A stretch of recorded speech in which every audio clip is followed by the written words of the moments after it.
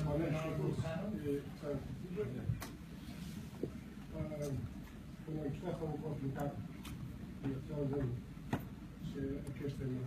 I support my defense counsel in his statement that he gave earlier.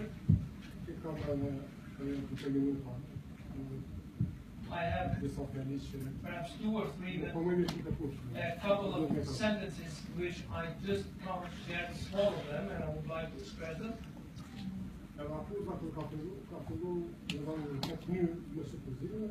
Even in the concept, the indictment started based on assumptions,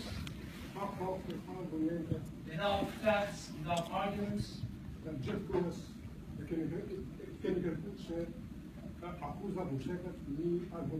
At all times, we saw that the indictment should be based on facts and arguments.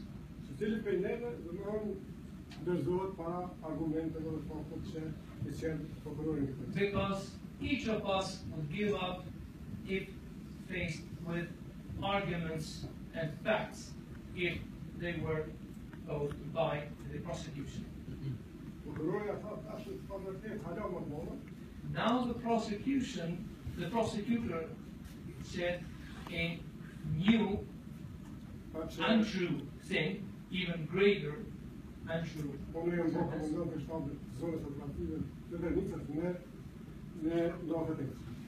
That I became a commander of operational zone of Granica in September 1998. Which is not true.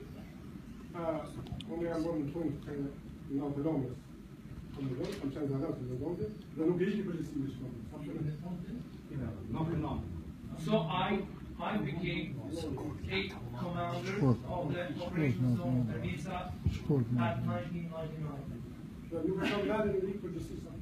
And it's not my intention to avoid any responsibility.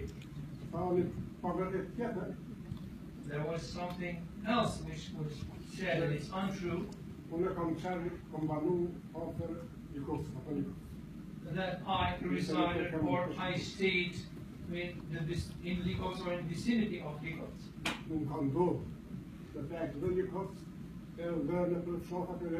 It happened to me to spend the night also in Likos and many other villages across Granica. So this statement, Madam Prosecutor, is also untrue.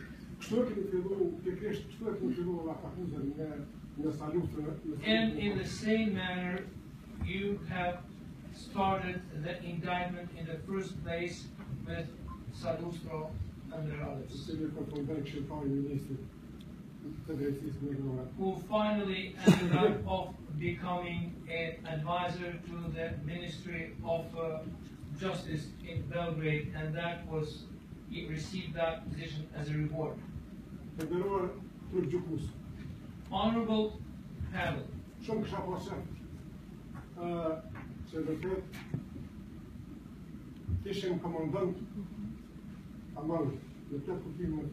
I would really like if we were a full commanders in a full sense of meaning,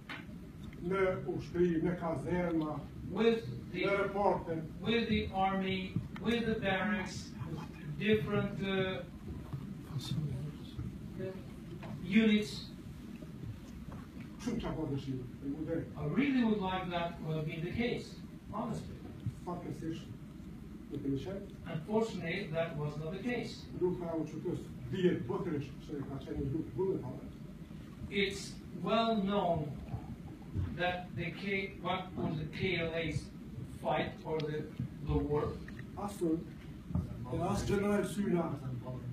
It was a fight on voluntary basis, and neither myself nor my other colleagues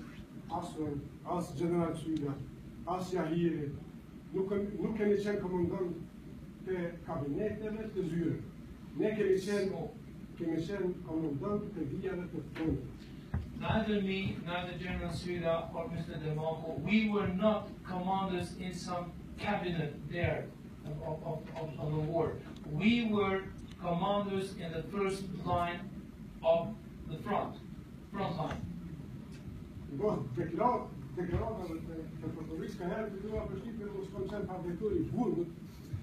Based on the statements here made by the prosecutor, sometimes I got the impression, and I asked myself whether I was a warden of a prison.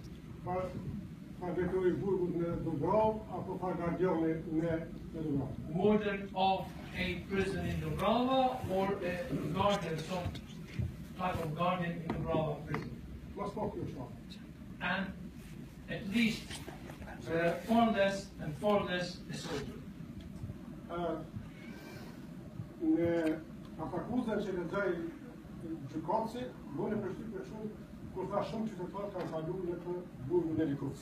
In that indictment, the report that the judge read, it caught my attention, a sentence where it says many people have gone through that Likov's detention prison. So no one ever knew, and no one ever knows who were they.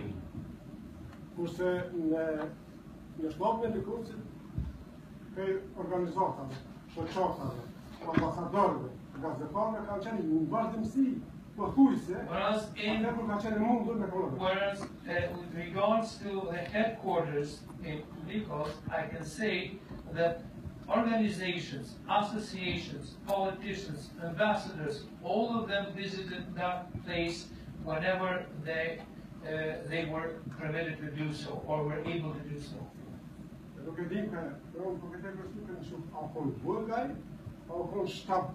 Therefore, I really wondered whether that was a prison or was it in headquarters.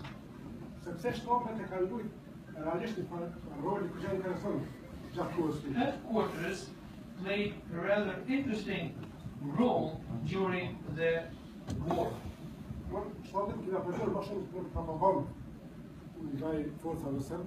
We used the headquarters more as a propaganda against the Serbian forces.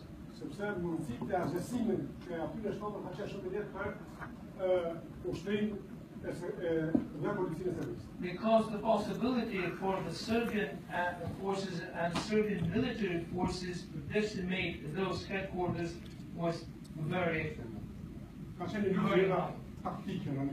It was a tactical war.